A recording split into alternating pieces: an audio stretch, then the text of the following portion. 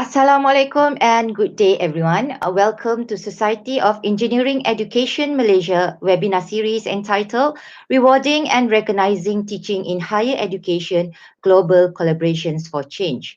This webinar is brought to you in collaboration with Ministry of Higher Education Malaysia, Academy Professor Malaysia and Centre for Engineering Education, University Technology Malaysia.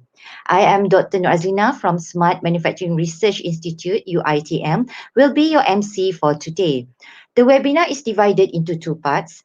The first is the presentation and question and answers with Dr. Ruth Graham. And then we will have a second part, which is a dialogue on rewarding and recognizing teaching in higher education Malaysia. We are glad to have with us today Dr. Ruth Graham, Director at RH Graham Consulting Limited. She is the researcher and author of the MIT Future of Engineering Education Report 2020 and the consultant and author of the report on the Royal Academy of Engineering Framework for Evaluating and Rewarding University Teaching Achievement. Dr. Graham, a mechanical engineer by training, specialized in aeronautical fatigue at BAE System. In 2002, she moved to Imperial College London and later became director of Ambition Project, which sought to transform the undergraduate education across all 9 departments in the Faculty of Engineering and improve its culture of support and reward for teaching excellence. Dr. Ruth has been focusing on fostering change in higher education across the world, helping to improve teaching and learning worldwide, and supporting the emergence of technology-driven entrepreneurship within universities. Her recent projects include a global benchmarking study on the future of engineering education on behalf of MIT and the development of a new framework for evaluating and rewarding university teaching environment. For all listeners and participants, you can post your question for Dr. Ruth at the YouTube chat area. The second part of the webinar for today, we will continue with discussion and dialogue with our panel speakers, Professor Dr. Rosna binti Awang Hashim, Head of Education Cluster, Academy Professor Malaysia, APM, Associate Professor Dr. Wan Zuhaini Saad, Director Academic Excellence Division, Department of Higher Education Malaysia, Associate Professor Dr. Nazihah Ahmad Azli, Director Curriculum Innovation and Development Unit, CIDU, University Technology Malaysia. And our Prof. Karya Muhammad Yusof, President Society of Engineering Education Malaysia, SIM. Welcome everyone and thank you for being a part of us today. I would like to welcome now the moderator for the Dr. Ruth session, Prof. Karya, President of Society of Engineering Education Malaysia, SIM. This session is yours, Prof. Assalamualaikum and thank you very much, Dr. Azlina. So thank you very much everybody for joining us. We are very fortunate today to have Dr. Ruth Graham, who is very active in promoting quality especially in engineering education, and in the case of the teaching framework, it has expanded over to higher education in general. So I would like to welcome Dr. Ruth Graham. Thank you. Hello. It's a pleasure to be here and a pleasure to speak to you today. Thank you. Thank you very much for making time for us. Thank you. So, it's nice to have you with us. Actually, we've been talking to each other virtually many years ago. And we first met, I think it was in 2016 when I joined the workshop for the career promotion, the teaching career promotion pathway. Yes. Yeah. So you've been doing this for a long time. That's right. It's been interesting, actually. The work that I've been doing has been looking at educational change. What are the things that the sector can do to promote positive change to education, to higher education?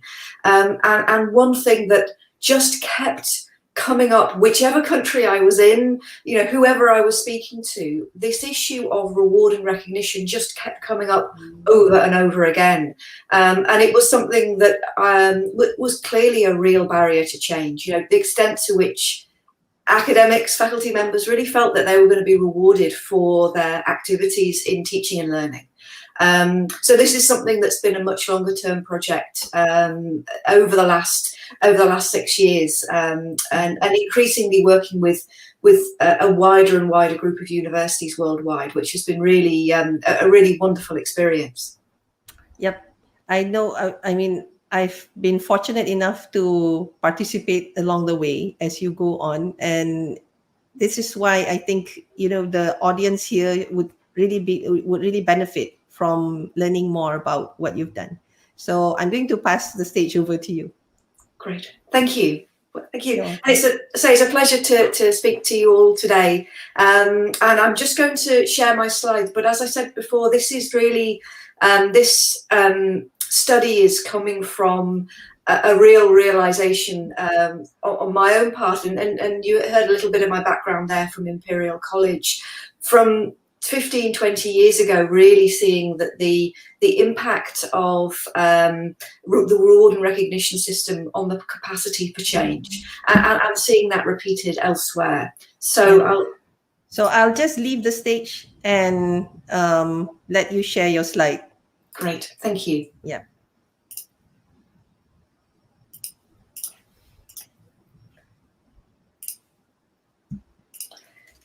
Great, I hope you can see that.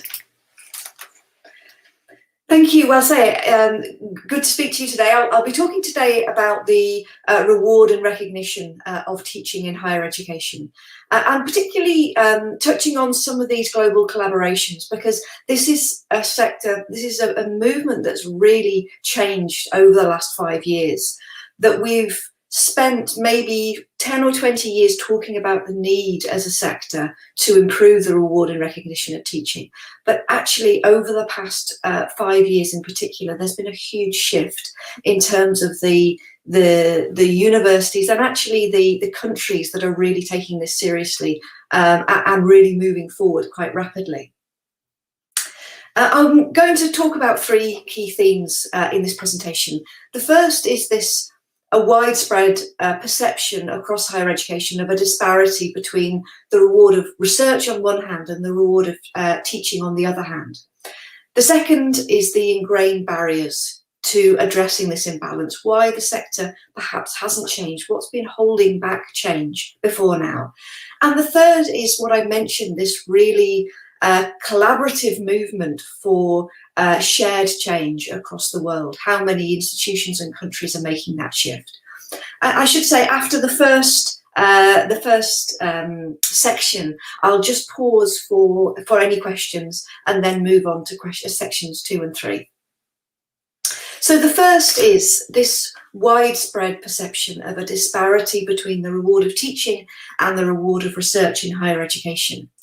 And as part of this work that I and others have been doing, looking at the reward and recognition of teaching, we launched something called the Teaching Cultures Survey, and it was to capture the change, amongst institutions that were making a substantial change to the promotion system for academics, to how teaching was rewarded and recognised within the academic career framework.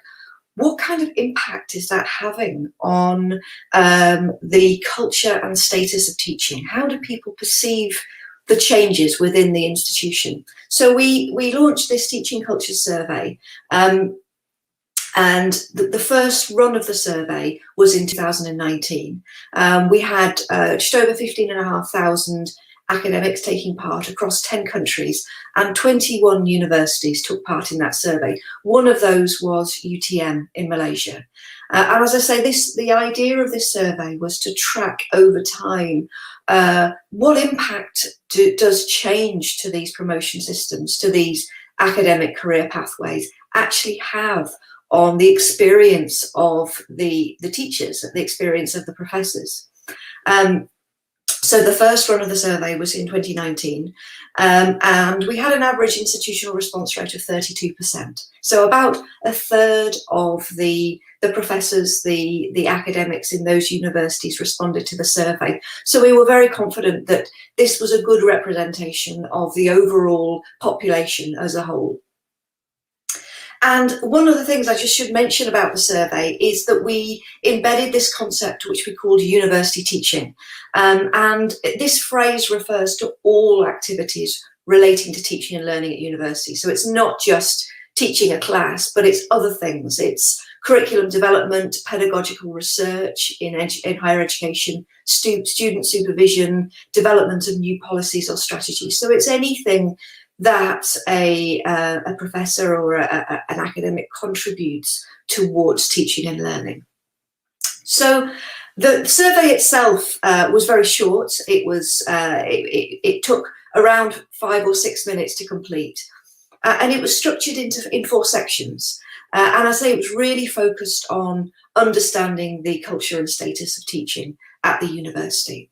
So the first set of questions were on trust in the system, how the academics perceived the university and the university leaders to be committed to rewarding their achievements in university teaching. The second was around the levers for change. So what role did university teaching play in key institutional processes like annual appraisal, the annual review of how each academic is doing? Is university teaching a meaningful part of those sorts of institutional processes? The third was the promotion priorities, and we focused on particularly this step up to full professor, because that's a step that's common to almost all universities worldwide. So what's the perceptions and experiences of how university teaching is taken into consideration in the promotion to full professorship? And the final element was on aspirations. What are the expectations and desires for change across the academic population? Are they happy with how teaching is rewarded at the moment, or would they like to see that changed? And I'm just going to give you two examples of 2 sets of outcomes of the Teaching Culture Survey from this first run in 2019.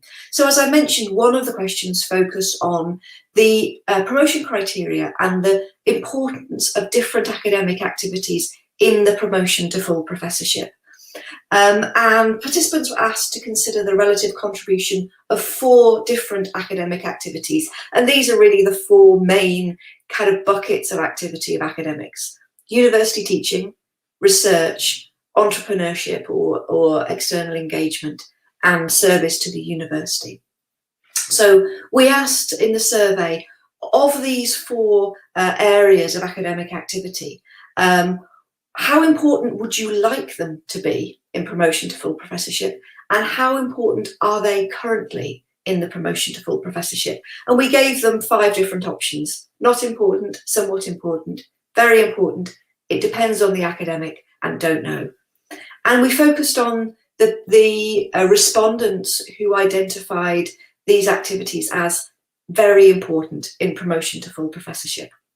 So in terms of when we asked the question, what would you like, how important would you like these activities to be in promotion to full professorship? 79% of respondents, and that's across over 15,500 respondents across all 21 universities, 79% said they would like research to be very important. 66% said they would like teaching to be very important, and lower levels for entrepreneurship, external engagement and service. And then the paired question with that, okay, this is what you would like to happen. What do you perceive to be currently happening at your university? And when we asked which activity currently is very important, 88% said that research currently is very important, so slightly higher than said that they would like it to be. For university teaching, it was 25% that said this activity currently is very important. And obviously, it's these sets of data that I think are very interesting, that 25% said that at their university, university teaching is very important in promotion to full professorship, where only 2/3, where 2/3 said that they would like it to be. And it's the difference between these two that I think is really interesting. And I should say that this was very consistent across all 21 universities. There was very little difference.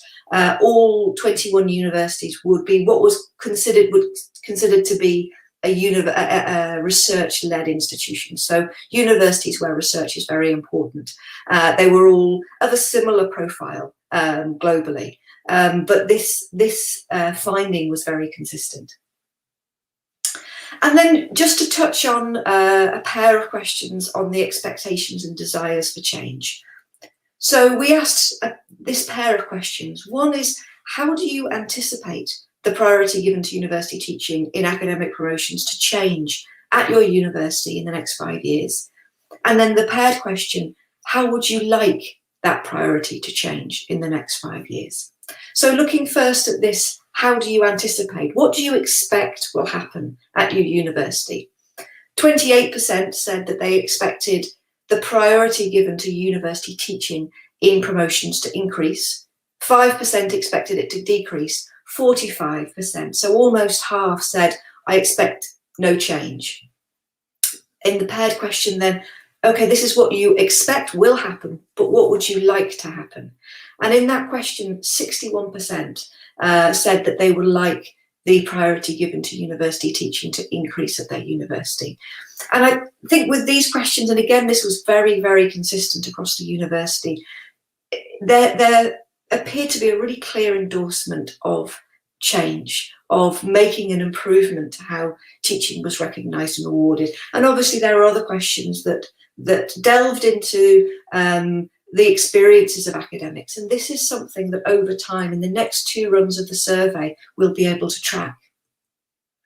And that the next run of the survey will be held in early 2022. And it was actually due to be held this year, but because of the COVID-19 pandemic and the disruption that was happening this year, we've moved it back to next year, where hopefully things will be a little bit closer back to normal. So the second run of the survey will be held next year. And then the final data collection of the survey will be held in 2024. And we'll be able to, as I say, track over time what impact these changes to the promotion systems are having on the experiences of academics. And we've got 22 universities taking part in the next run of the survey, as I say, which will be held next year. So before I move on to the second part of the presentation, I'm just going to take a pause for any questions.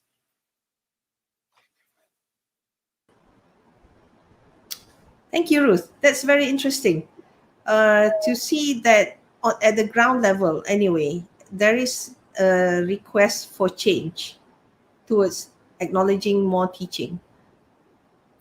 Yes, and that really came through so clearly, that, and particularly because we worked very hard in the survey to make sure that respondents were representative of the whole academic body. We weren't just speaking to the people who were particularly interested in teaching and learning. We looked very carefully at the kind of breakdown of the types of people who were responding, and we weren't overrepresented by people who were in teaching focused roles. You know, there was a real spread. And that call for change, I think, is something that certainly when we gave the individual data to each university, which was anonymous, so we only gave each university's data to them, that wasn't public information. But actually, I think those kinds of findings were taken very seriously by the universities, because it gave a clear sense of what the population wanted, you know, the kinds of changes they wanted, and the things that, you know, were concerning people in particular. Mm-hmm. Do you see any differences between whether if there's any influence where the universities are? I was expecting there to be. There were fewer differences than I expected, which was really interesting. I mean, we had participants from all around the world. Obviously, in Malaysia, in Chile, in Australia, New Zealand, a lot of parts of Europe, in Iceland. You know, that actually you would expect there to be a spread, and there were differences. But really very narrow. The differences between institutions was very narrow, and I think that's one of the interesting things, that when you talk to institutions, there are real barriers to making changes, to changing the promotion system. It's not an easy thing to do, and there's there's definitely strength in numbers, universities working together to do it. But I think a lot of the time people will say, actually, there are particular reasons at this institution why we can't do it. We've got a lot of people on fixed term teaching contracts, or we've got a huge student numbers that we need to cater to, or whatever it is. But actually, I think those kinds of cultures and perceptions and difficulties, and the imbalance, the perceived imbalance between how teaching is rewarded and how research is rewarded, is actually very similar. I think so. I think perhaps that explains why a lot of the findings between universities were not identical, but extremely close. Okay, there's one question here from Dr. Suhairi Sata. What would be the reasons of respondents to anticipate that the priority is to stay? I think there are a lot of reasons. I think one actually is cynicism. People feeling we've heard this before. The previous president and the previous president before them stood up and made a speech about the importance of teaching, how we're going to take it seriously, and a sense of, but it didn't change. Nothing changed. And I think a real concern that, okay, so somebody else is standing up, a new president, a new vice president, and saying, we're taking teaching seriously. And a real worry that it's words rather than actions. And when we looked at the breakdown of the responses by seniority, so we put the respondents into 4 groups. The first group we called early career, so PhD, postdoc, and first lectureship. And then we had this group of mid-career, which were people who were lecturer or associate assistant professor level. Then we had senior academic, and then we had university leadership. But this mid-career academics, that was the group, and that was the single biggest group. They were the people that were most likely to say nothing will change. That I've seen cycles of this before. I've heard these discussions, and I've seen nothing change, and I don't expect anything new. So it's that group in particular, the people who've been at the university for a while and have seen colleagues be rejected for promotion and be accepted for promotion, and feel, I'm not sure that's ever going to change, the reasons that people are promoted. But actually, interestingly, the younger academics and the university leaders were the 2 groups most likely to say, I think things will change. I feel really positive about change. And I think that's really interesting.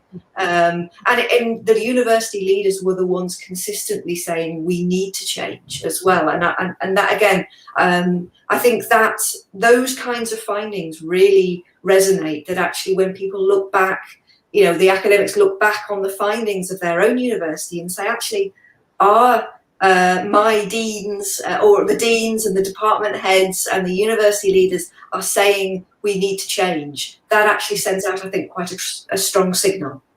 Yeah. Yes. That's really interesting because, the mid-career has, like you said, have seen what happened when somebody apply for promotion, and when it's rejected, it must have made an impression. Does. I mean, I think that sends out very strong signals as to what the university and the department that they work in values. And I think it's such a risk as well. I think, that if you want to spend more time on teaching, let's say you want a 50-50 split between research and teaching, if you don't trust the institution 10 years down the line to reward you for what you're doing in teaching, it feels like a real risk. So I think that sense of long-term trust, I don't just trust the current president, I trust that the institution will keep this priority through the course of my career. I think that level of trust is deep, and I think if you've spent 15 years watching people not be promoted for some of these activities, it's very hard to shift those perceptions. Yeah, I think there's between the leadership anyway, there's a certain kind of uncertainty to what level of teaching in a scholarly manner, or to or the kind of contribution that's needed for the promotion, even up to the professorship level. So I think we better let you continue with your presentation, because that's what the framework is about. So yeah, so we'll continue with your presentation and get back to Q&A after this. Fantastic. Thank you. Yeah. Thank you. Okay, thank you very much.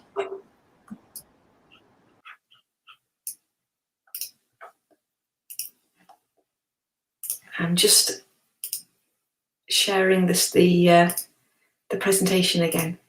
Great. Thank you very much. So, I think it maybe hasn't. Here we are. Great. Can you see that all okay? Yes.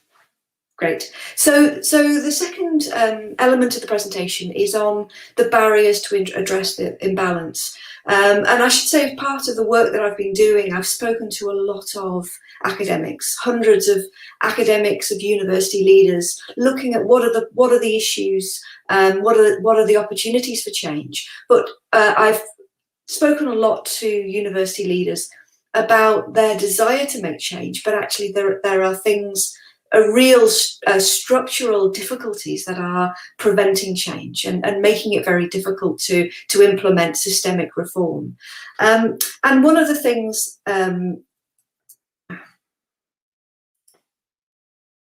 hope you can see this okay.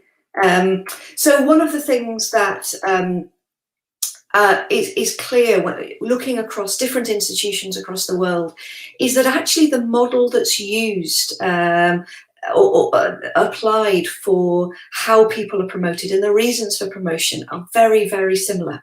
And I think this speaks to perhaps the difficulties of making change. So I hope you can see this this graph. On the horizontal axis is the teaching achievement, so the teaching achievement of the individual academic, and on the vertical axis is the reward for that teaching achievement by their university. So, for example, by being promoted at their institution.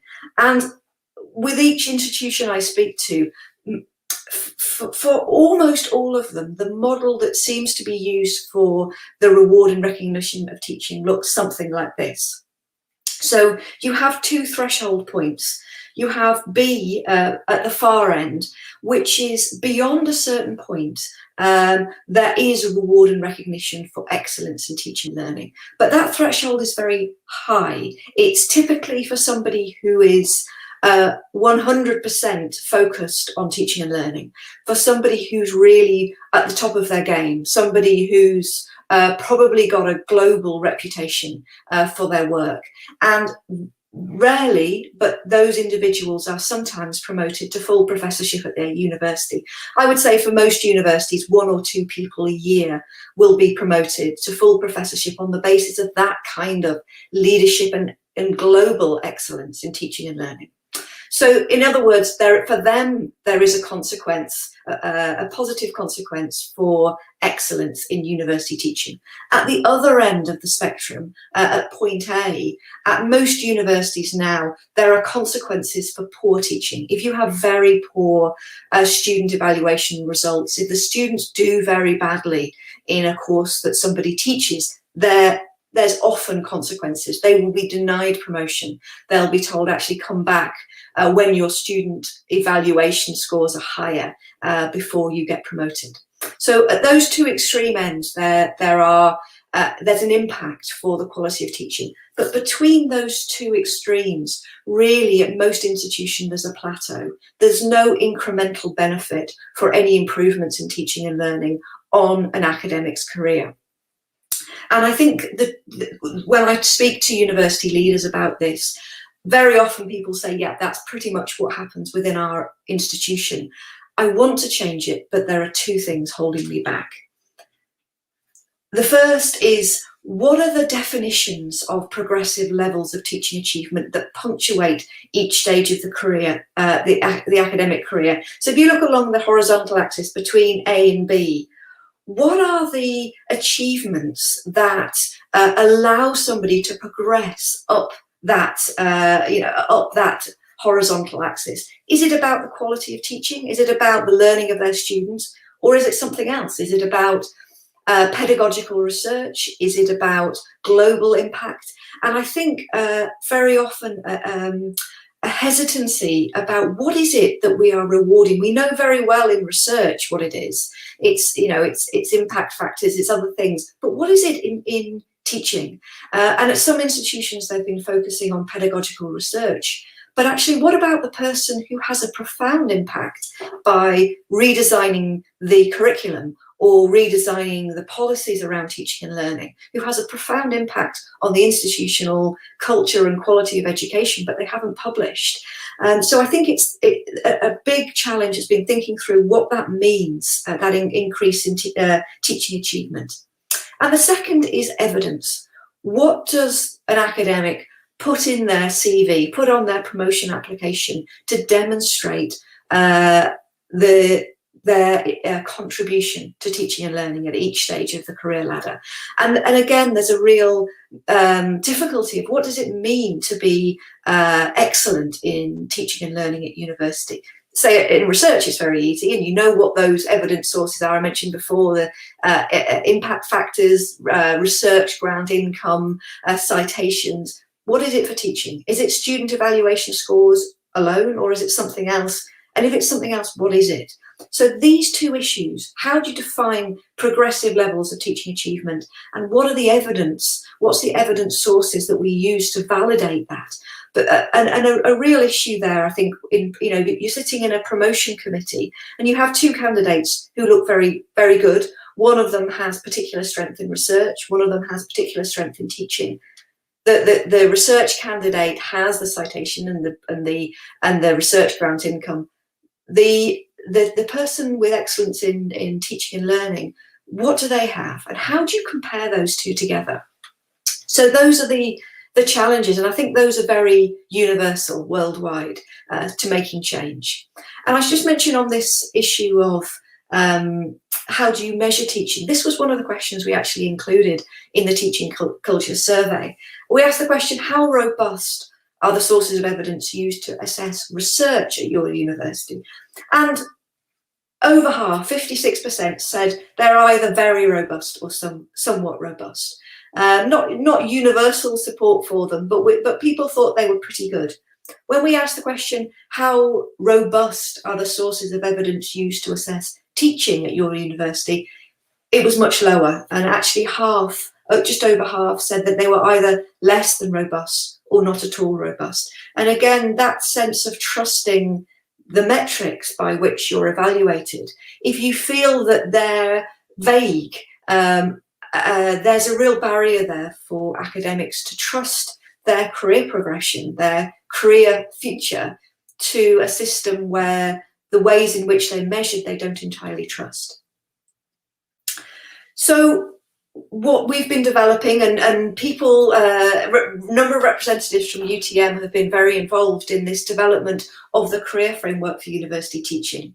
And it's a framework that's designed to be very flexible, used across different institutions, different subjects, different disciplines, different stages of the academic career ladder, but that allow us to overcome these two barriers. So the first is to define what these progressive levels of achievement in teaching and learning are. And how these were defined was around impact, the sphere of impact of the individual, from this level effective teacher, which is the kind of threshold level, through to the national and global leader in teaching and learning. So at this initial level, at the effective teacher level, it's about the impact that individual has on their students, on the learning and development of their students, and in terms of the quality of experiences that are developed. At the second level, and I should say this is cumulative, so this includes both, but it's also about the impact they have on their academic colleagues, being part of a teaching team, supporting, mentoring, developing shared resources and courses, and thinking about the education as a whole rather than just that individual's courses. At the third level, it's split, and it can be either or both of impact at the institution. This individual I mentioned before, someone who's reformed the curriculum, who's developed new policies, new mentoring systems, whatever it is, but someone who's had a really profound impact on the teaching and learning within their school, their institution. And on the other side, what we've called a scholarly teacher, but someone who's had a profound impact on pedagogical knowledge in teaching and learning within their discipline, or a blend of both. And actually what we find for most people is very often there is a blend of, at that level, blend of those two kind of capabilities. And then at the top level is the national or global leader in teaching and learning, and someone who has real impact globally or nationally in teaching and learning. So that's very broadly how we define these progressive levels, but there's much more information on the website. So the actual promotion criteria within each of those is on the website. And I should stress that this framework is designed for all disciplines and across all countries, for any university or higher education institution where teaching takes place. So this isn't just applicable to one type of institution or one discipline. It's also designed for use by all academics with a responsibility for teaching. So this isn't just about people on a teaching focused contract. And actually a lot of universities where it's been used, this is about all academics who teach. And as I said here, that the framework rests on the principle that all academics who teach, regardless of their role or their professional priorities, should continue to strengthen the quality and impact of their teaching throughout their careers.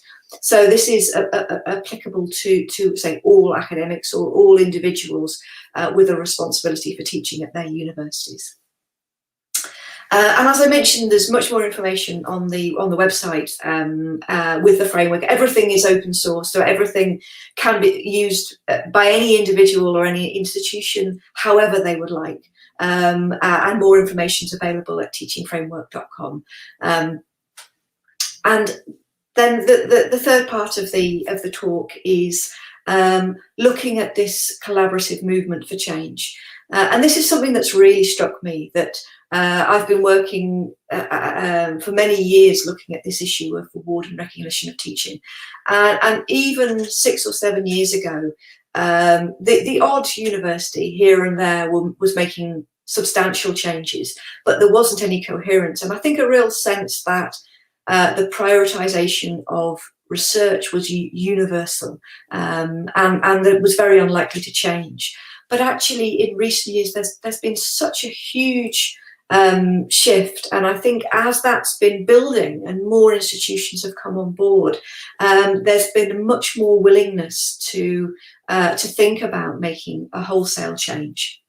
So just to mention the work that I've been doing with, and this is really as part of a collaboration with a wide range of institutions. We've been working, we stopped counting at 50 universities, but it's a really huge group of universities worldwide that are working together to make this change. So actually where I started was just within engineering, a study with the Royal Academy of Engineering looking at this question, the reward and recognition of teaching. It was actually a kind of a first initial teaching culture survey, but just in engineering and just in the UK. We called it Does Teaching Advance Your Academic Career? And the results were broadly similar to some of the institutions that we've more recently looked at.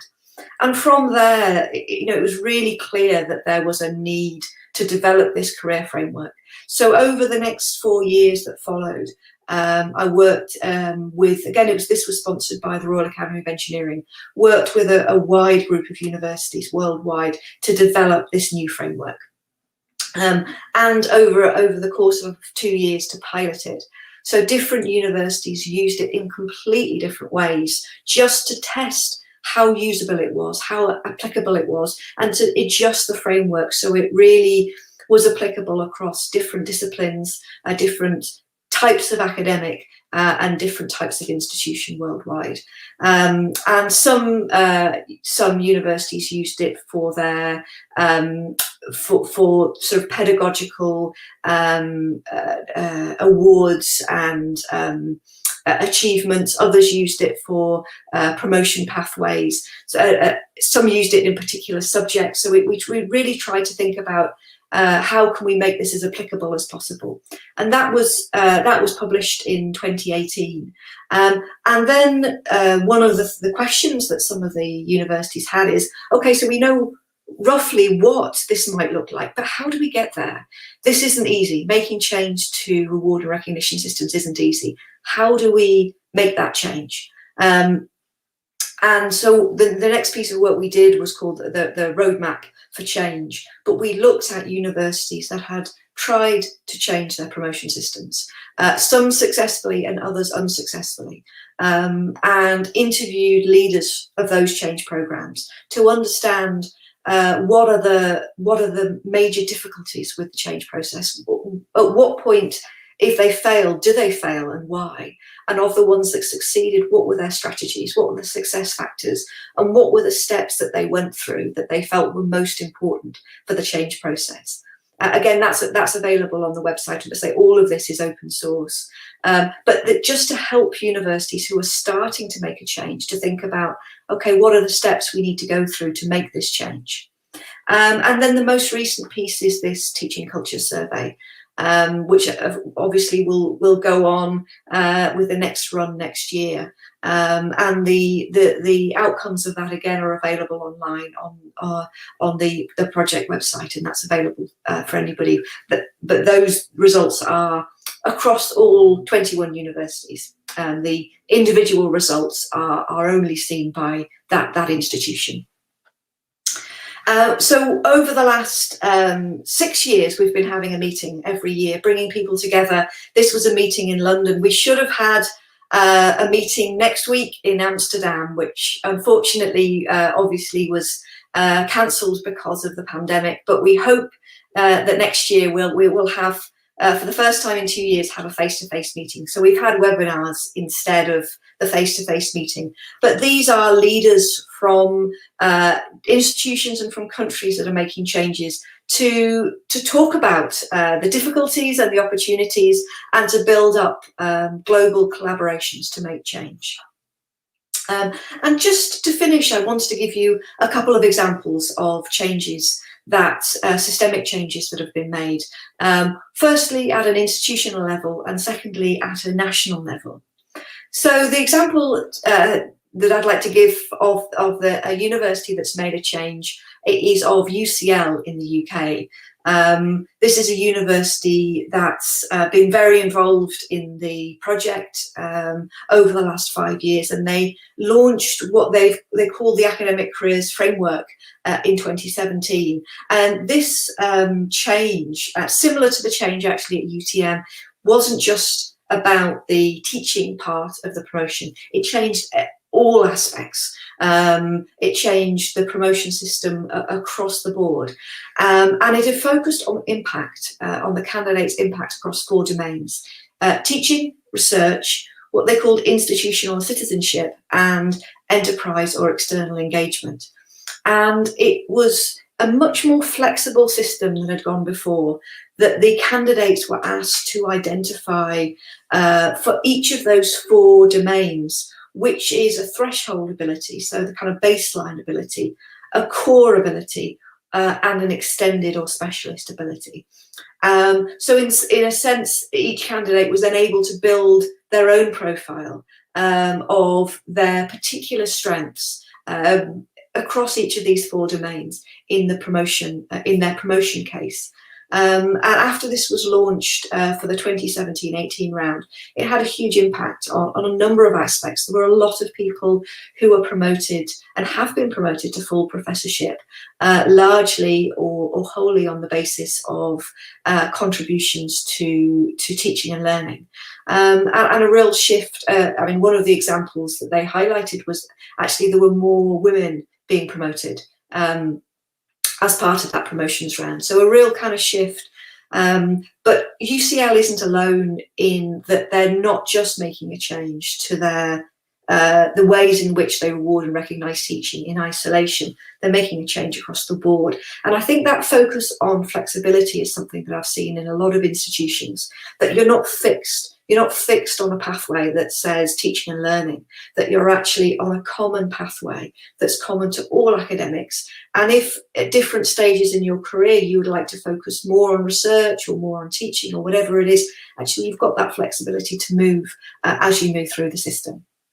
So there's one example from UCL, but the applicability and the ways in which the framework and other systems have been used to change promotion systems, it's not fixed. Each institution has taken their own pathway, their own design to how to shift the promotion systems. And I guess with one set of exceptions, and that is these national changes. So some universities have said, we'd like to make a change, but actually some countries and some groups of institutions have said, we would like to make a change together, so that actually the promotion system is common across all of the universities within that country. Malaysia, I should stress, is one of those examples. I didn't want to give the example of Malaysia because I'm sure you're more familiar with it. And I wanted to give the example of the Netherlands. And I think the Netherlands is the country that's made the single biggest change. There are 13 what's called research universities in the Netherlands, that are universities where research is conducted. The rectors, the presidents of all 13 universities came together a few years ago and agreed that they would together make a change to the promotion system, so that it was unified, but actually so that it rewarded and recognised the kinds of impact that they wanted their academics to be having. It's a huge change. It's now strongly supported by the government, supported by a bursary scheme. There's a white paper called Room for Everyone's Talent that they produced about 18 months ago to accompany this change, and they're starting to roll out the changes now.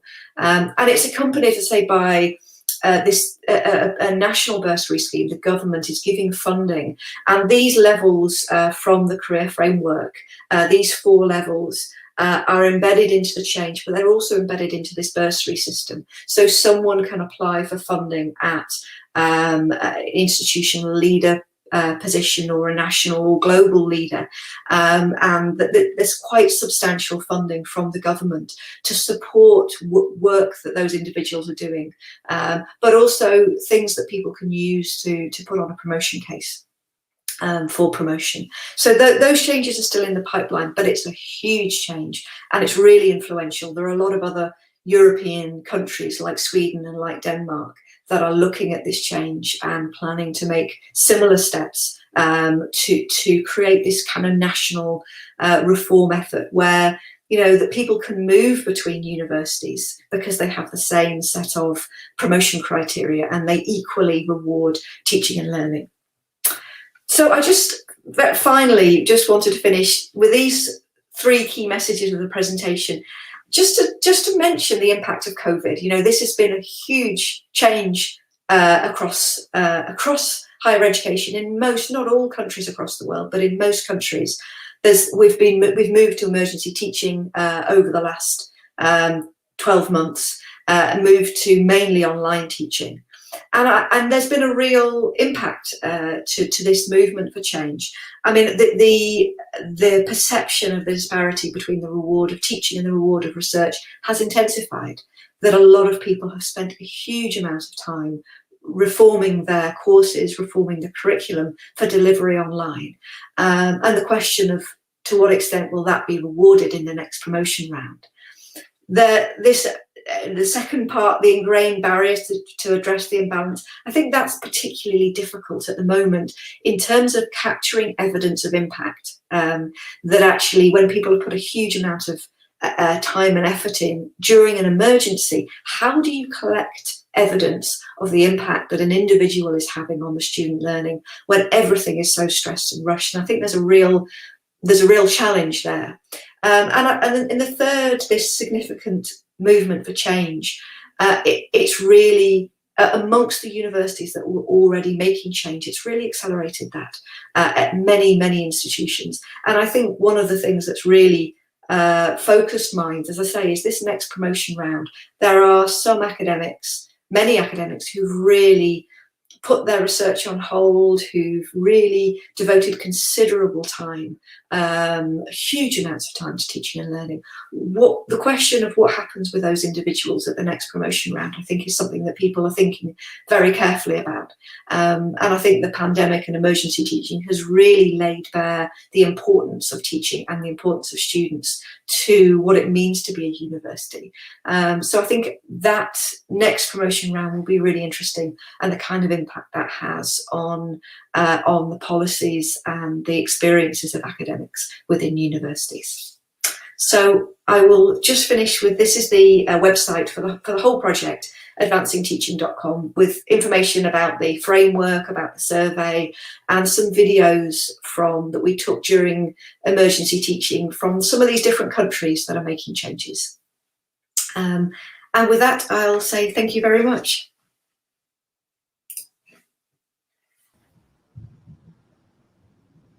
Thank you, Ruth.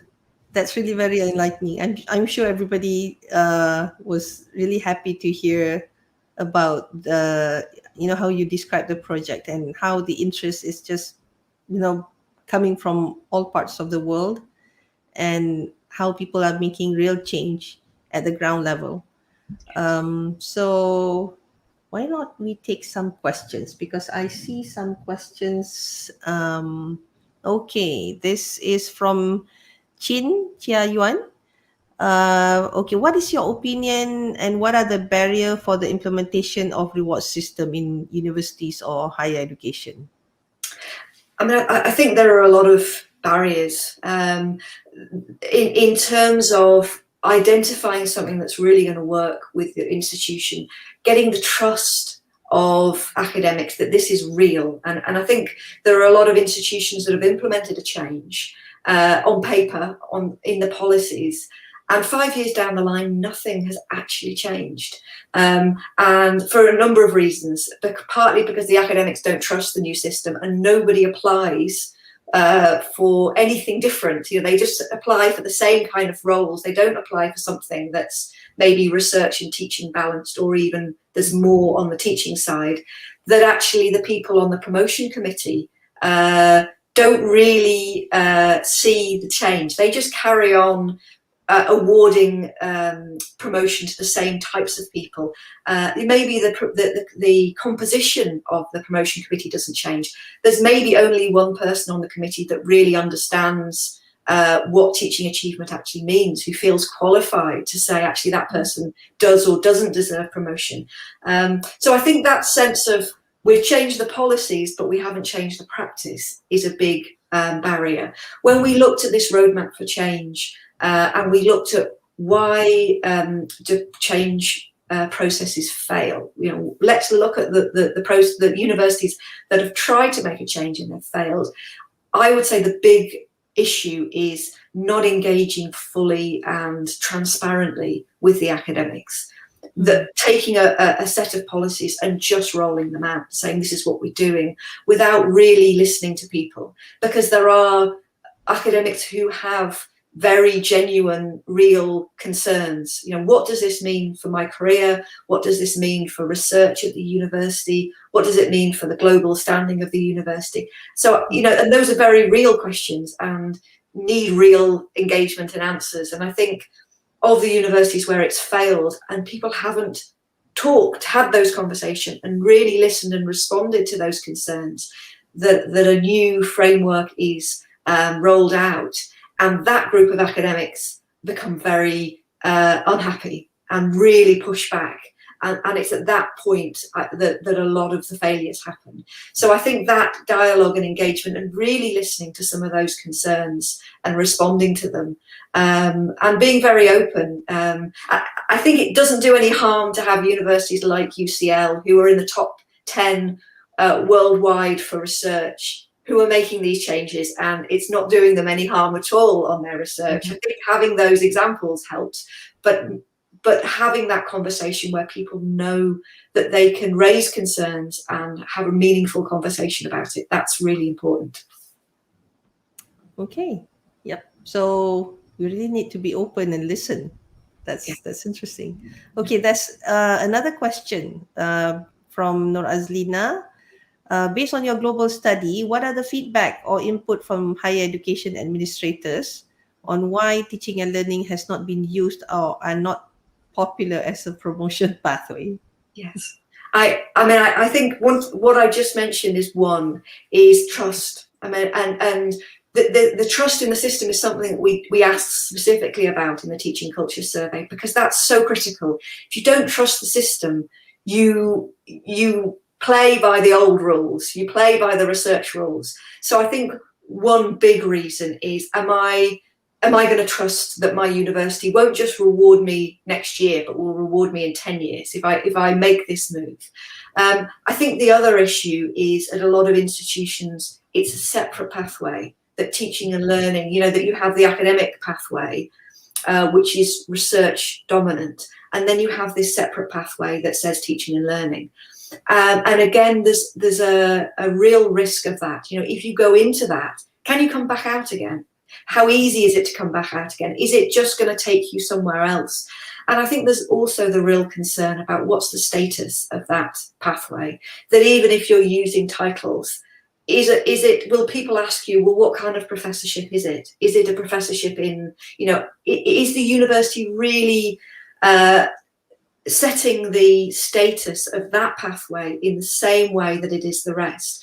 So I think that there's those two concerns that stop people applying. One is to do with the status of the pathway, and one is to do with, do they trust the institution that that's really going to be a meaningful career, that they're going to be able to get funding. Their colleagues in research are getting income from research grants, external funding. They're given opportunities to go elsewhere. Are those opportunities going to be equal in this career pathway? And can I move out if I want to? So I think those are a lot of issues, and that's been an issue for many institutions. That it's my sense is that there's institutions like UCL who have been open and transparent and have this very flexible system, are the ones that have been really particularly successful in that people are willing to move, not move into the pathway, but actually willing to say that for this promotion, I'm going to focus on teaching and learning, and do trust that the university will reward that. Okay, thank you. So can we move on to the next questions? Because I think time is running out. We better go to the next question soon. There's a question here from Dr. Suhairi again. Between point, okay, this is the graph that you showed, the point A and B. Is there an instrument to measure it?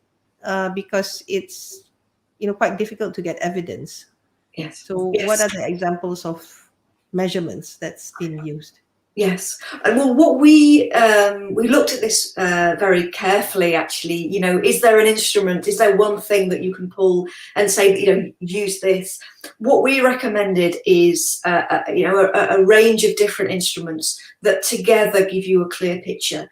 And what we looked at was, we identified a series of different sorts of evidence that we put into a series of buckets. But broadly speaking, there's one set that speak to your approach in teaching and learning.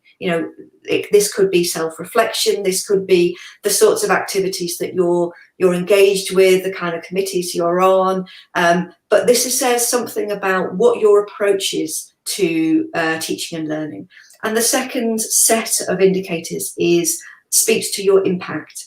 What's the direct measures of impact, letters of recommendation, other people using your work, citations in teaching and learning, whatever it is, a range of different indicators that speak to your impact. So what we've said with the framework is actually, it's a blend of those two things, that you're providing evidence of your approach and your impact. And we give a range of different sorts of indicators.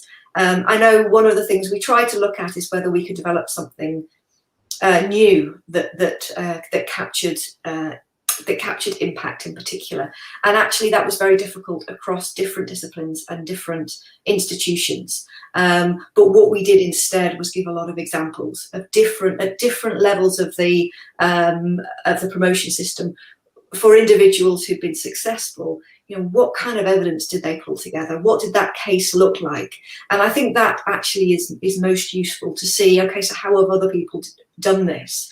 But also to encourage people to think early, that in research, you collect evidence all of the time, and then so that when you put your promotion case together, you write how much research grant income you got and what your citations were. But that was based on effectively peer review that's been going on the whole of your career, that's been peer reviewed when you put in an application for funding or put in a paper. But you're writing down really the outcome of a very long-term career-wide peer review. And I think one thing with teaching and learning is not to add too much burden to people, but that equally is something that we need to be thinking about throughout our careers. What kind of data can I collect of impact, and how can I start doing that? Because it's very difficult to come to a promotion and suddenly come up with all of this evidence from scratch. So I think that's one thing that is a cultural change, is to think, and I know UTM have thought very carefully about this with their online indicators, but actually how do you collect that evidence over time, so that when it comes to promotion, you have that meaningful evidence to put on your promotion case? Yeah, it's a struggle. That's what I can say. It's a struggle. Yes. Okay, so the next question. This is from Amalina Aznam. So what I observe within my institution is that teaching is seen as a talent rather than a skill, that can be that you can upskill. So as what is presented, that teaching has a progression. So what is your comment on that? I Talent. mean, I think that is the heart of the issue, actually. That research is seen as something that you progressively improve at as you move through your career. Teaching is somehow something that hangs on that. That if you know your stuff with research, you can teach it because you understand it. But the sense of, but teaching is just something that, some people engage the room and other people don't engage the room. As you say, it's a talent. I think there's a real issue there. But I think that is at the heart of the change that's happening.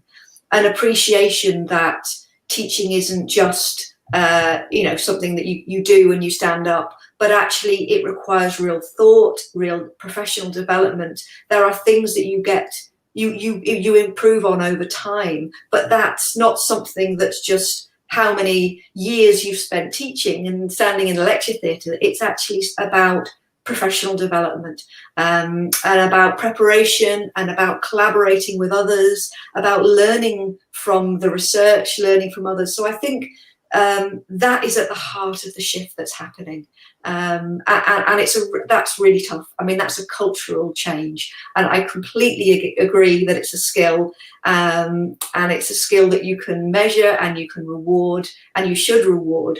But that's a real problem. And one of the real issues we had with the framework was defining what that baseline was. What's the minimum? What we call the effective teacher. What is that? And there was a real difficulty about, particularly actually with some of the US institutions, to say, is that benchline, do we require pedagogical training to get to that level? Do we require, what are we asking people to do and to be in order to be at that level? And I think a lot of that pushback was about, is this a talent or is this a skill?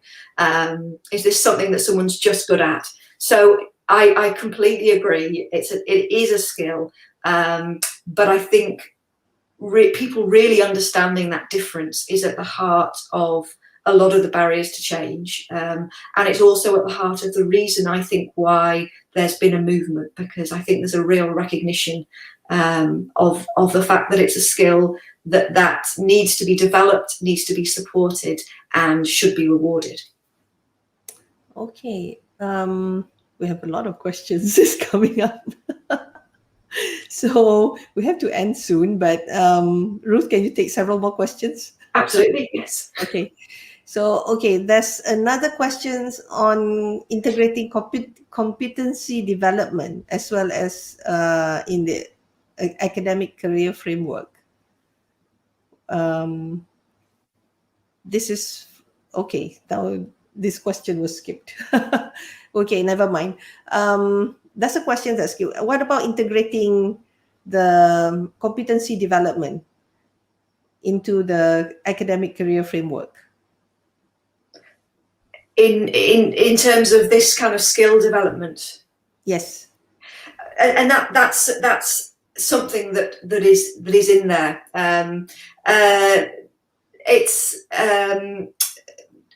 we had a lot of discussion about whether pedagogical training should be in levels 1 or 2.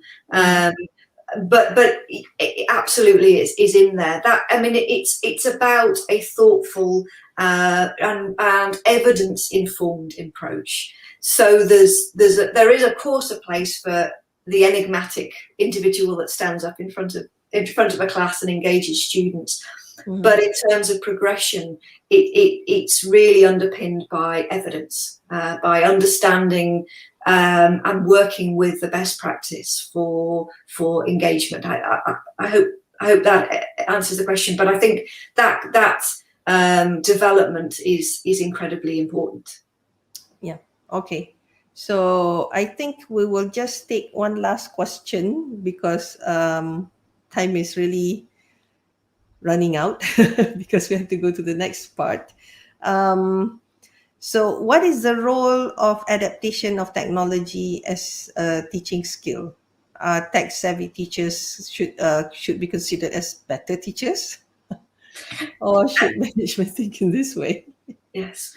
Well, there's been a real shift. I mean, obviously, not at every institution, but a lot of institutions in the last year that blended learning, online learning were very much optional 13, 14 months ago, or depending on what part of the world you're in. And now many institutions are still 100% online.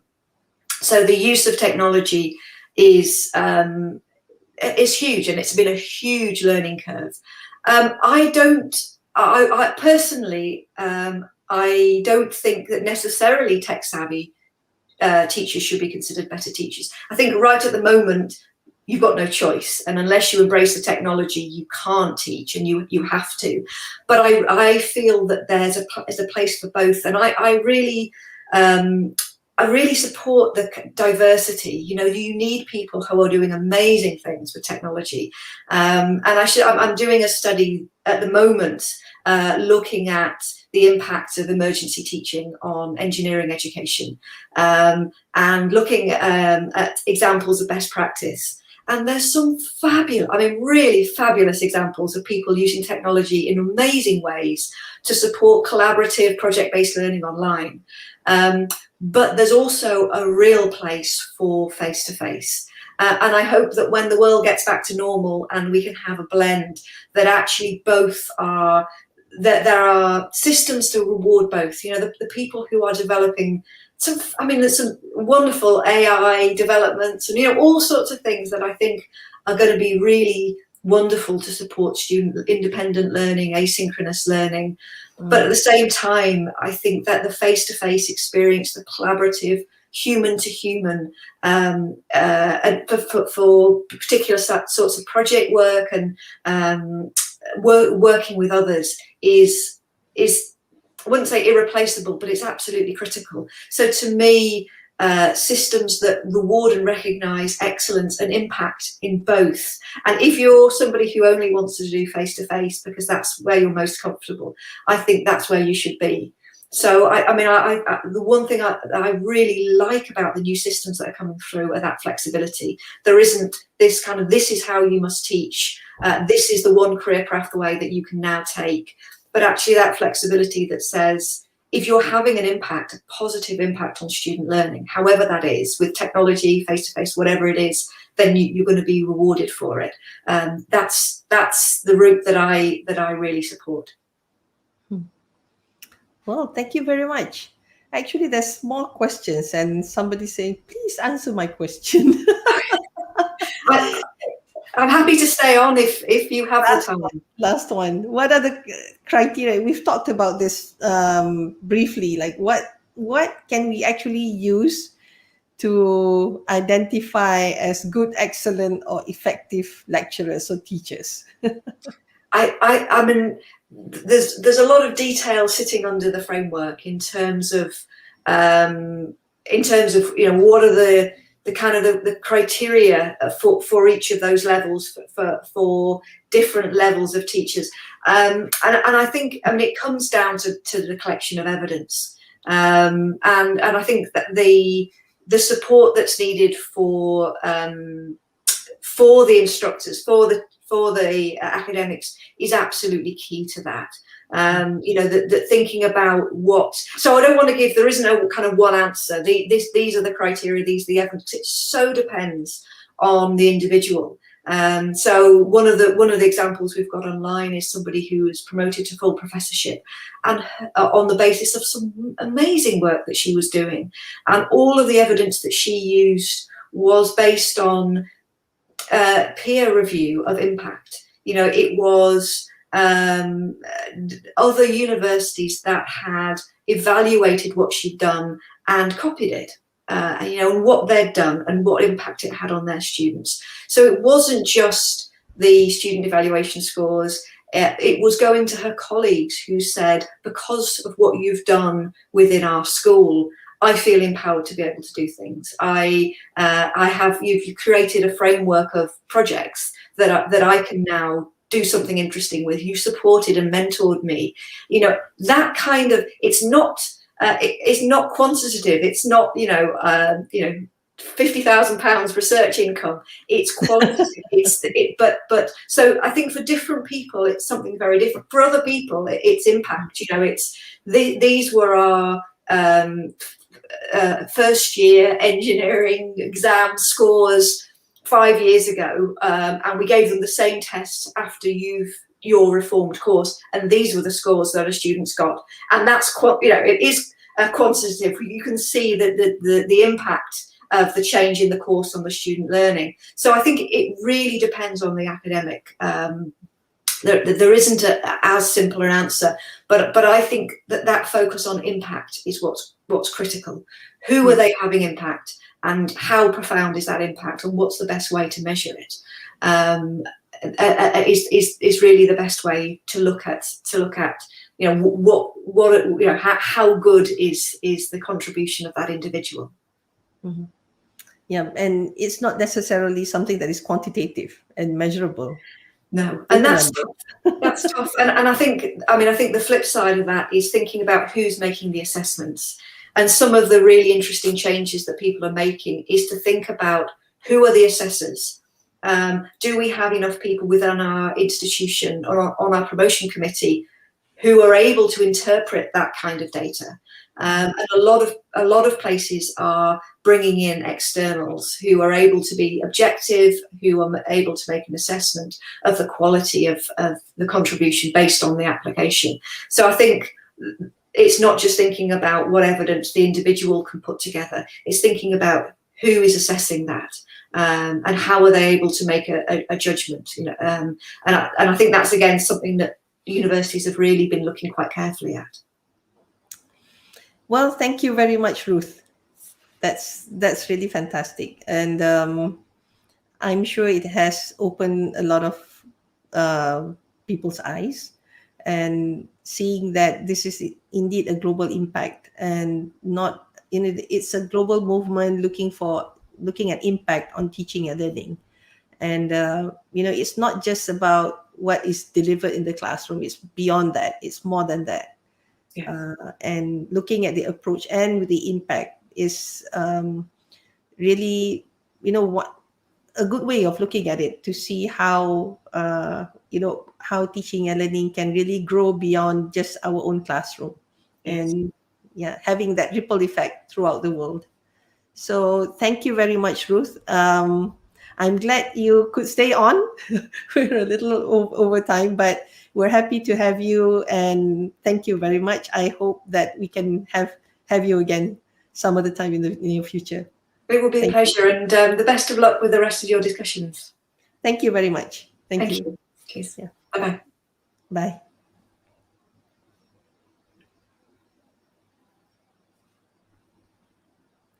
Okay. So we will have Dr. Azlina back again, Yes. our moderator. All right. Thank you, Prof. Karya, and thank you so much for the session with Dr. Ruth just now. What an eye-opening session regarding the global effort of rewarding and recognizing teaching in higher education. So without further ado, let's continue with our second part for today's webinar with discussion and dialogue on today's topics of webinar with our panels. Let me introduce you now. We have Professor Dr. Rosna binti Awang Hashim, Head of Education Cluster, Academy Professor Malaysia, APM. Okay. Welcome, Prof. Dr. Rosna. And also we have with us Associate Professor Dr. Wan Zuhaini Saad, Director Academic Excellence Division, Department of Higher Education, Malaysia. Welcome to Dr. Wan Zuhaini. And we also have together with us Associate Professor Dr. Naziha Ahmad Azli, Director Curriculum Innovation and Development Unit, CIDU, University Technology Malaysia. Welcome, Dr. Naziha. And last but not least, our own Professor Dr. Karya Muhammad Yusof, the President Society of Engineering Education Malaysia, SIM. So, Prof, as SIM is the host for today's dialogue, maybe you can start first the session. Yeah, why not? Yeah. Well, it's but I would like to get your opinion also, Azlina. As a young lecturer, what was your Okay. impression towards the webinar just now? The what Ruth was saying. For me as a young lecturer, who of course will go for promotion. Okay, right now what I see when I first enter the academic line, I wonder. I'm inclined for teaching and learning, but when I want, or most of us want to apply, there is still some difficulties, as you can say, when we want to get promotion in teaching and learning. But I think the trend is for my institution, it's getting better. So I hope that Malaysia will soon accept more on the teaching and learning as one of the promotional pathway as an academic, as a lecturer. I hope so. I really hope so. Yeah, Yeah, Prof. yeah. I think we also need to define what is excellence in teaching and learning, like what we Yes. have seen just now. People are grappling over what is excellence in teaching and learning, such that it is equivalent. We do not want to see a promotion pathway where in teaching and learning where it's viewed as second class to research pathway or any other pathway. I think we can fall back on Boyer's scholarship of teaching and scholarship reconsidered. Like he listed four: scholarship of discovery. It's that normal research that we always do. There's also scholarship of teaching, and scholarship Okay. of teaching. What Boyer defined is that it's not just a routine task that where we are just transmitting knowledge. It's about transforming and extending. It's about knowing our area and knowing the knowledge and how best to help students learn that knowledge in the area. So knowing the nature of the knowledge, knowing how to best help, what are the innovations that's required to help students to learn, rather than just explaining and explaining and explaining. So it's more than just teaching as what we normally think of teaching. And there's also the scholarly aspect, where when we say it's scholarly, it has to be grounded in strong principles. And in this case, we are integrating educational principles so that we can find out what helps people to learn the area that we are experts in. We may see that it's something that is not that difficult, but students or others who do not know the area would have difficulties learning it. So there's a lot of scholarship involved, and it's also possible to conduct research, to apply for grants, and also to write. And I particularly recommend writing about our scholarly practices because this will turn us into reflective practitioners and allow us to continuously improve. So that's how I see that teaching can be uplifted beyond what we normally think of teaching. I All don't right, know. thank you. Okay, thank you, Prof, for that for the input. Can we have now what will be the feedback from the representative from Department of Higher Education Malaysia, Associate Professor Dr. Wan Zuhaini Saad? What is your comment about this?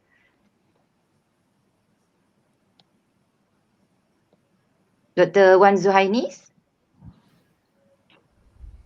Assalamualaikum. Can you hear me? Waalaikumsalam. Okay. Yes, yes. Sorry, the line is not very good today. I strongly, that I myself is actually an advocate of empowering our learners, especially in teaching and learning. And I do believe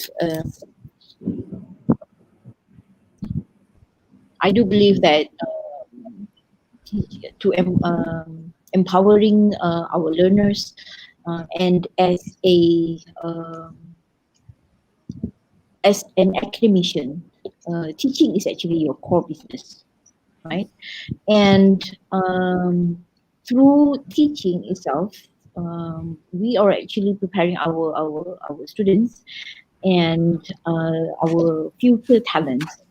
And I think it is very, very important that because before this, the current practice for rewarding excellence and promotions are mostly based on a single pathway, but with the differentiated career pathway framework from the playbook from the Malaysia Education Blueprint that actually rectifies this oversight by considering various forms of excellence as a basis for academic promotion and all the way up to the professional levels.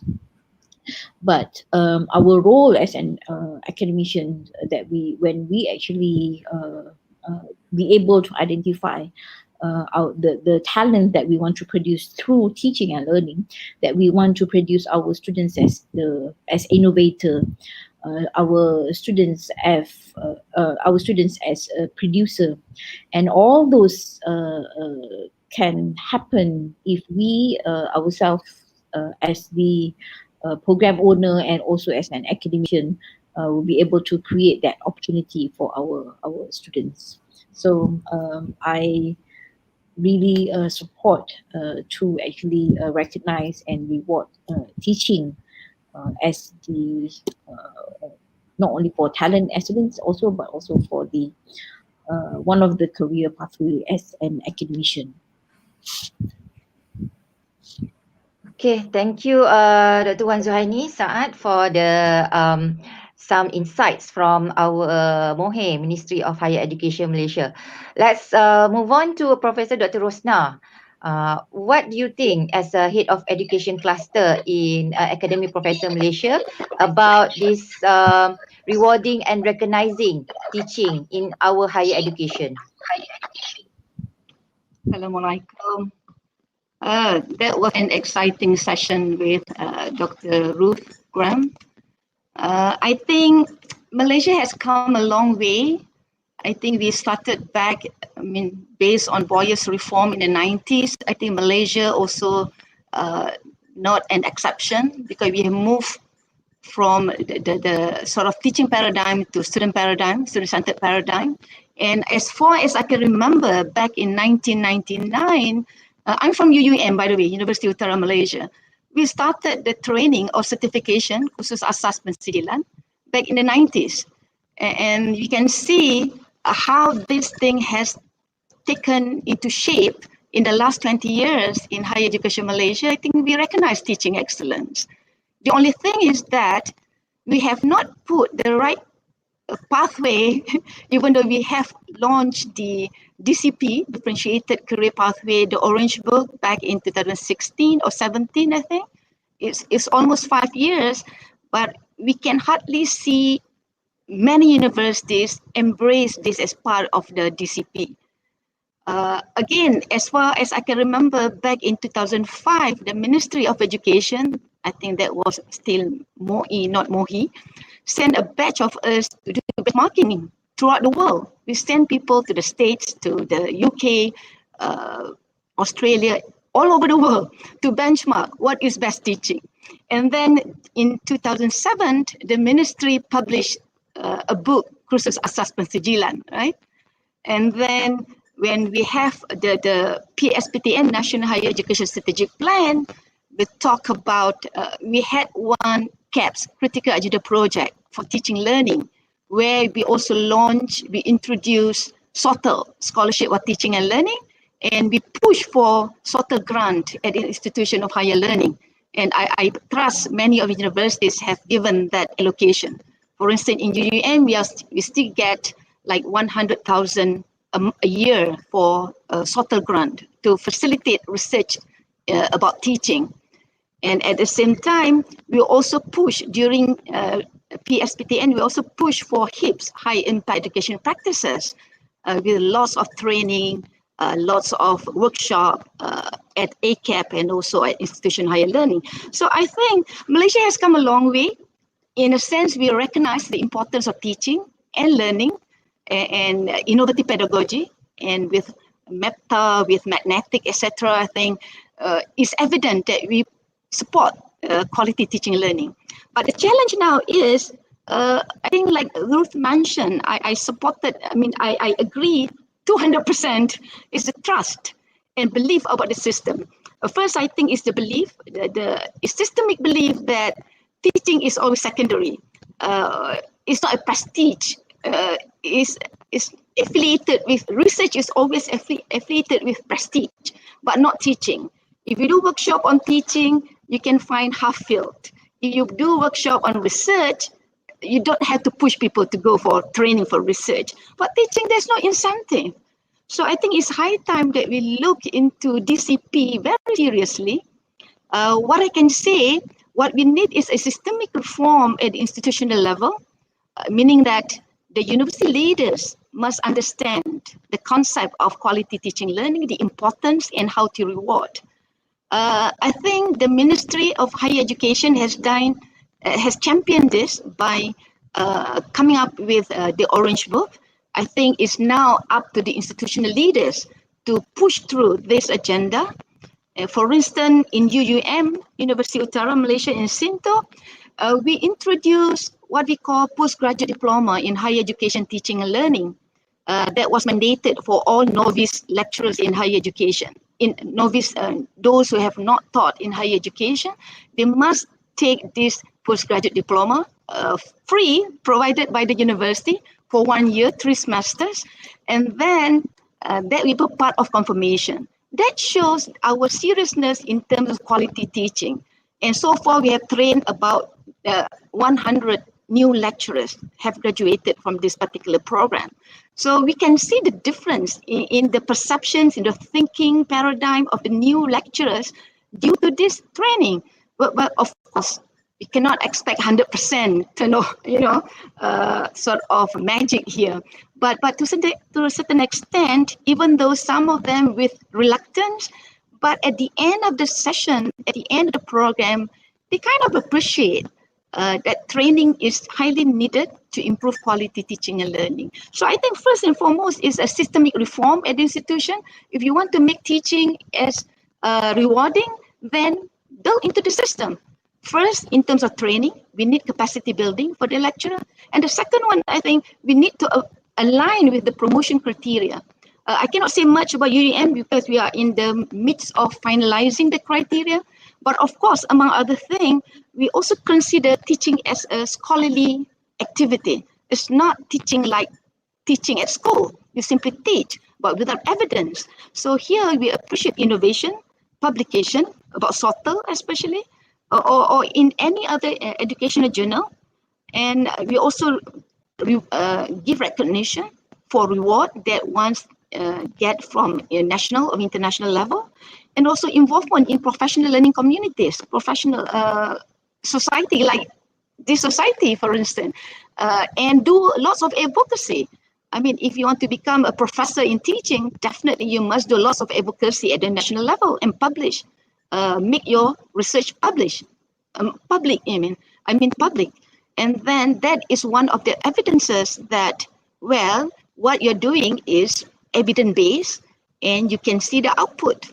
So I think that was what briefly I can say at the moment, and I really appreciate the hierarchy developed by Ruth from effective teaching to national or global advocacy. I think those are, I can see, those are the systemic change that we are doing currently, but we need to do more sort of recognition in a sort of what call that, validated way. There must be a blueprint for the institution. Without the blueprint, I think nobody will pay attention much to teaching, although they may be passionate about teaching. Thank you, Prof. Dr. Rosna, for the insights. So what do you think? Is it balanced for teaching and learning promotion in science and technology courses and science social, or is it prone more into science social for the teaching and learning? For science and technology, they are prone to research. What do you think? Both, because you want to be good in, even though you have physics in physics business, for instance, you want to be good in how best to teach or how best to approach physics, how to nurture, inculcate interest in learning physics. You need somebody with strong pedagogical knowledge about the learning and teaching of physics, the epistemology of science in physics. I think it's almost equal, but make it public. Don't simply teach and keep it to yourself. You have to share with the world. All right. Thank you, Prof. Dr. Rosna, okay, for the feedback. So now let's go to the Director of Curriculum Innovation and Development Unit, CIDU, University Technology Malaysia, Associate Professor Dr. Naziha Ahmad Azli. What is your say about this? Thank you. Actually, for in our case, for UTM, we actually started working on differentiated career pathway after we got the playbook in 2016. So we actually had a task force set up to think about how we're going to do it for UTM. So in other words, when we consider this, that means our admin actually is endorsing the differentiated career pathway. Okay, so what we did was in 2016 already, we started on working on the different pathways, basically research, teaching, and then we have professional practice and also leadership. So we have 4 different tracks, pathway or tracks. So we call it tracks. So we started doing this in 2016 and then actually endorsed by our Senate in 2017. But we thought about many things. I'm going to focus more on the teaching track.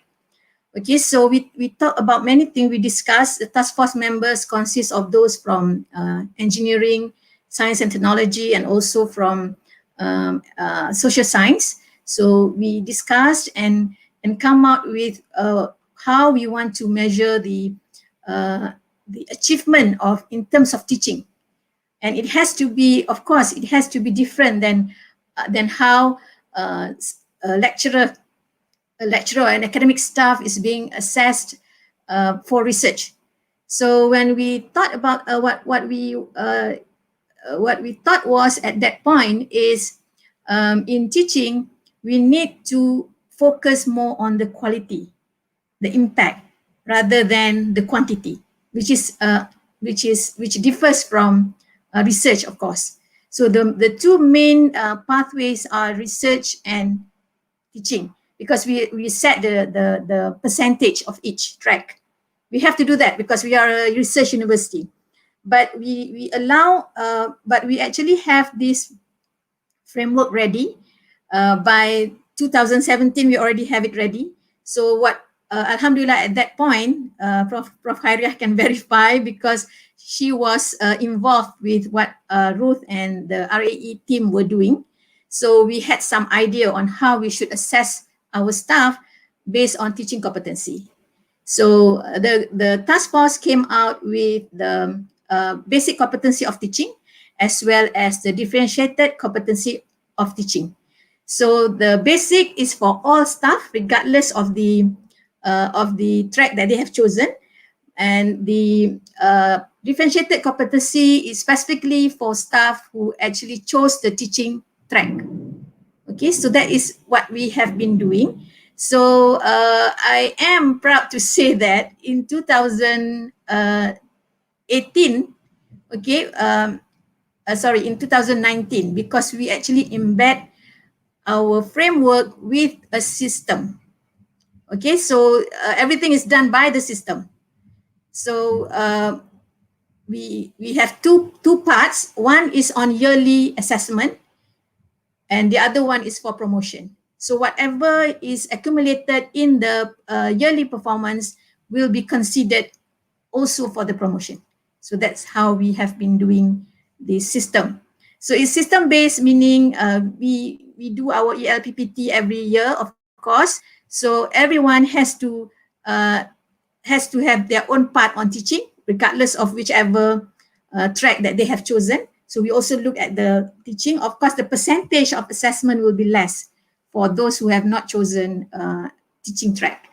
So with the system launch in 2019, so we have done this yearly assessment for teaching track.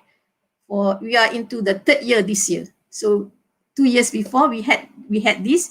Of course, there were hiccups and things like that. It took us a long time to actually, I mean, from 2017 to 2019, because there's so many things that we need to consider, especially in terms of the system, because the thinkers are not the developers or the system developers. So it takes time to communicate and actually make the system work. We are still working on it for improvement from time to time, but Alhamdulillah, we feel that we are ready to actually assess our staff for promotion under the teaching track. So I think that will do All for a right. start. Okay. Yes, yes. Thank you so much. It's happy to know that UTM is now moving proactively towards providing the teaching and learning pathway to the lecturers. So I think thank you to all panelists for being here today to share your insights on today's webinar topic, rewarding and recognizing teaching in higher education, global collaboration for change. We are now will go for Q&A sessions. So any questions from participants to our panels? All right. So we have one question here, okay, from the YouTube chat. As much as that we want to ensure professor in teaching and learning does not fall as second-class professor, we cannot run away from that connotation. How do we fix and make teaching and learning as an exciting way from promotion? This is from Dr. Tazli. Maybe Prof. Karya want to comment on this?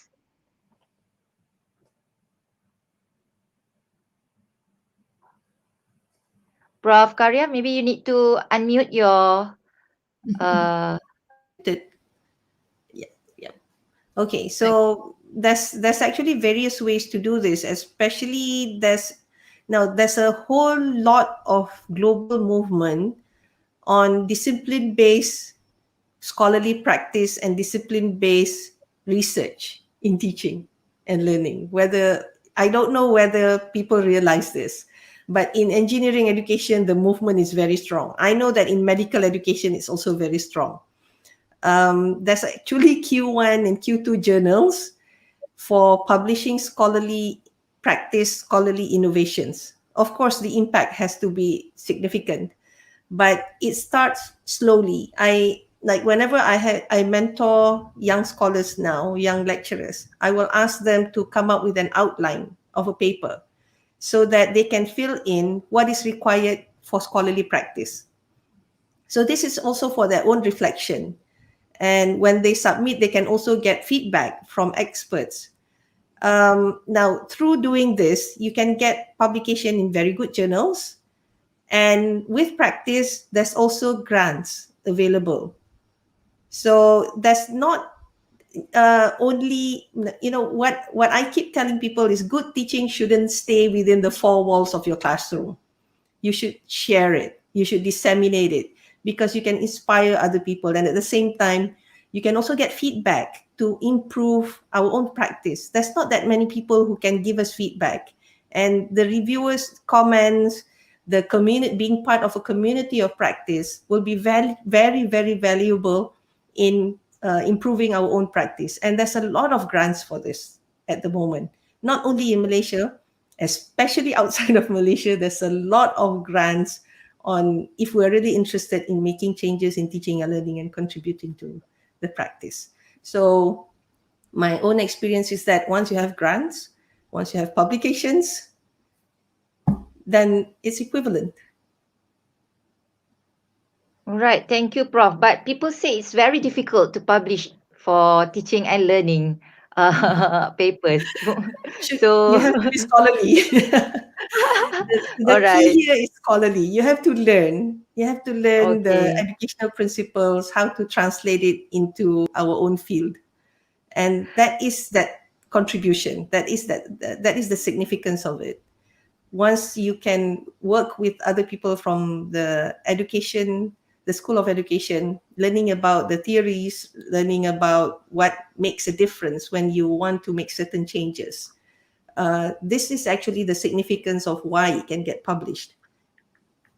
Yeah, all so right. it takes time to learn.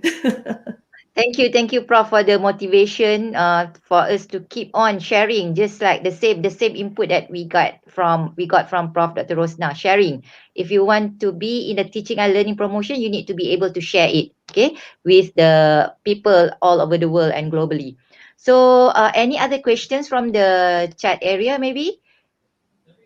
All right. So from Roslaini Abdul Rahman, it has been an anomaly that faculties consider teaching and learning as second class in divorce, whereas it should be promoted as an essential path to developing effective teachers. Okay, Prof. Dr. Rosna, what do you think about this one? This question. Well, I completely agree. Yeah, SOTL is one of the ways to promote quality teaching learning. I think once you can land into a good journal, I think, well, it defeat, that's it. That's it.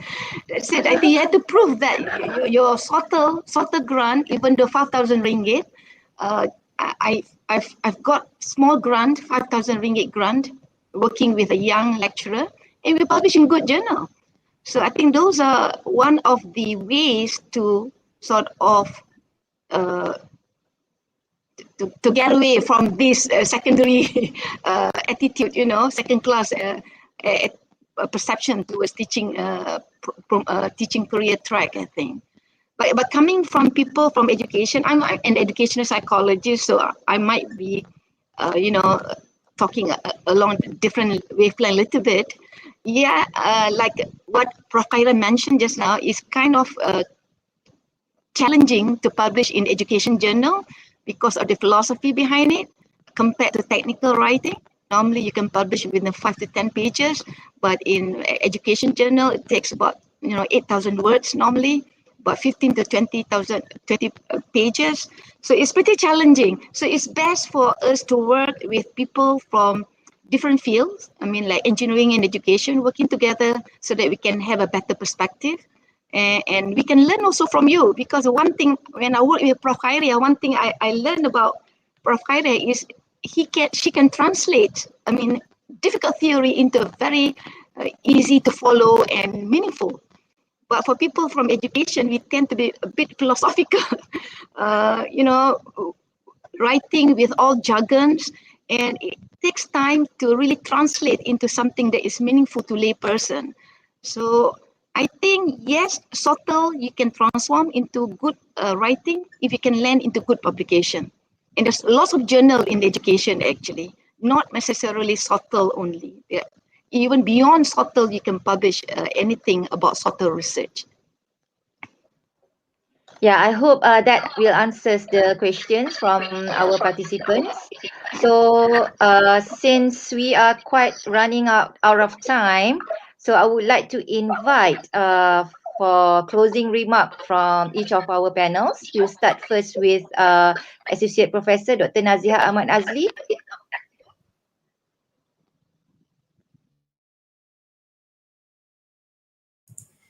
Okay, I just want to highlight that us to what to the kind of perception that people have about the teaching track. Okay, about teaching as a way to be promoted. Because people think that it's all about teaching 100%. How many courses you teach over the years, so that entitles you to be promoted.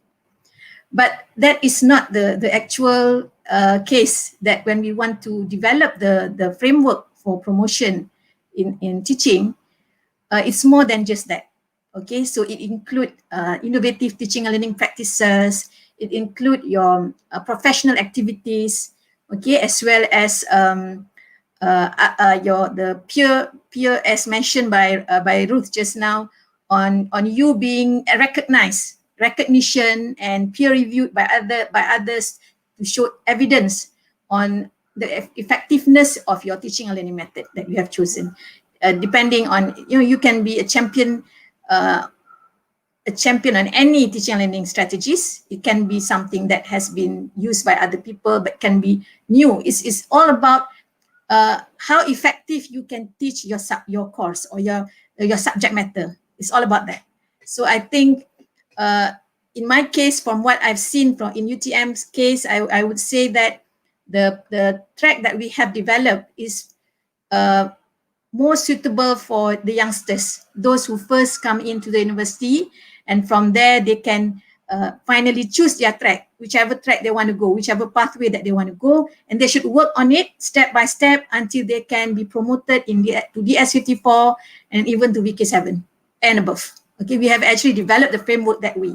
So of course, when we are in the middle and we come in, and this teaching pathway is thrown onto those who have been in the university for 20, 30 years, of course, I don't think that is very much suitable, because it's something that you have to develop over the years.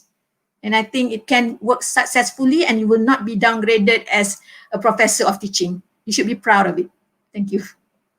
All right, thank you, Dr. Naziha, for the tips and also motivation for us to try to get promoted by teaching and learning. How about Prof. Dr. Rosna? Any final words or that you want to share with us? Well, I think we need more dialogue about scholarship of teaching in higher education, and we need a sort of a champion at the national level to really deliberate on this and conceptualize and operationalize what teaching excellence is all about. Because currently, I think we have different interpretation. Some people thought that the common misconception is that teaching means you teach a lot more. To me, that is not what I understand, meaning that you can teach equivalently, like a research career track, but your research about teaching, innovation about teaching comes from your classroom and you share with public. Those are among other things that I think we should focus more, so that we can guide the rest. Currently, if you leave the institution on their own, I'm afraid not all institutions have faculty of education or people who are passionate about teaching and learning and who understand the philosophy behind it. So if we can have one at the national level who can champion this sort of task force, then we can share best practice, have a common dialogue, and then we can push for high COE teaching and learning. we've been talking a lot about higher institution center of excellence for teaching and learning. We developed the framework already, we developed the criteria, so I don't know what happened now at the ministry. So we hope with this kind of excitement, we can push through a high COE teaching and learning, and so more grant for teaching and learning or SOTL based from the ministry. Separately, we did ask, I think last time, we did request having a separate grant for teaching and learning in addition to FRG, STRGS, etc. I hope if the ministry can hear us now, maybe can provide more platform for teaching and learning to flourish in higher education in Malaysia. I think with that, I think inshallah, with all this support from the ministry and institutional support from university leaders, I think we can go far. I trust we can do that. And not everybody is interested in this career pathway, I think. I believe majority of lecturer will go into the regular track, maybe 70%, but we would like to give, to appreciate diversity among us. Those who are passionate about teaching learning, maybe 10%, I think the most, who can go up to professor in teaching learning. He can do national and international advocacy. I think maybe 10%. So why worry? Okay, not many will go into teaching. It's not that easy. It's not teaching, meaning that teaching 20 courses a year. It's beyond that. It's researching about teaching. And it's very critical and it's not easy either. So we wish you all the best for our higher education. Okay, thank you, Prof. Dr. Rosna, okay, for all the tips, for all your wish, and also last but not least, okay, from the presidents of Society of Engineering Education Malaysia, Prof. Karya. Okay, maybe your closing remark, especially to add on what Prof. Dr. Rosna and Dr. Nazia has been mentioning to us. Okay, I think Dr. Naziha and Prof. Rosna has basically covered a lot. But I want to shift this to think about, for all of us to think about the students. The world is changing very fast, and worldwide, even the top research universities are changing their curricula and the way they are teaching. Please we need to open our eyes and see the changes that even the top research universities are making in their curricula. If we want these changes to take place, we cannot expect people to do it sincerely without any reward at all, without any recognition. You know, there's a lot of things that the ministry wants our curricula to have. So many things. But it takes time to do these things. It takes time to do it in a meaningful manner. It takes time for the lecturers to put in the effort to do service learning, to include inquiry-based, problem-based, whatever based inside the curricula. And this is totally required because this is what the future professionals, our graduates, need to be excellent citizens, to be excellent professionals, to contribute to the nation. So for the sake of the nation, we also need to reward those who do these changes. On the lecturer's part, I think Prof. Rosna has elaborated well, and Dr. Naziha has also mentioned this. There are ways to get grants, there are ways to publish, and we need to do our best to show that it matters worldwide. But on the other hand, it cannot be just from the bottom up. It also has to be from the top down. So having the policy, the Orange Book is fine, but let's do it, not just keep it in the book.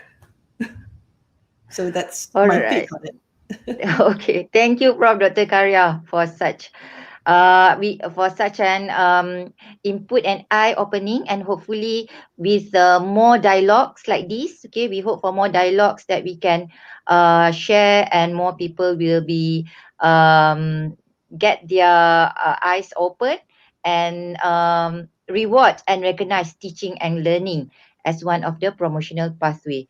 So as we bring our rewarding and recognizing teaching in higher education, global collaboration for change discussion to a close, we once again would like to express our gratitude to all panel and everyone for being here today. Hope that this webinar has given you a much clearer understanding of the opportunities on getting promoted through teaching and learning, not only in Malaysia but at global as well. So on behalf of Society of Engineering Education Malaysia, we would like to welcome passionate educators to join us, to join our society. And for more details, you can visit www.sim.my. Don't forget also to subscribe our channel. So salam Ramadan. Okay, and have a wonderful day. Assalamualaikum and thank you everyone. Bye.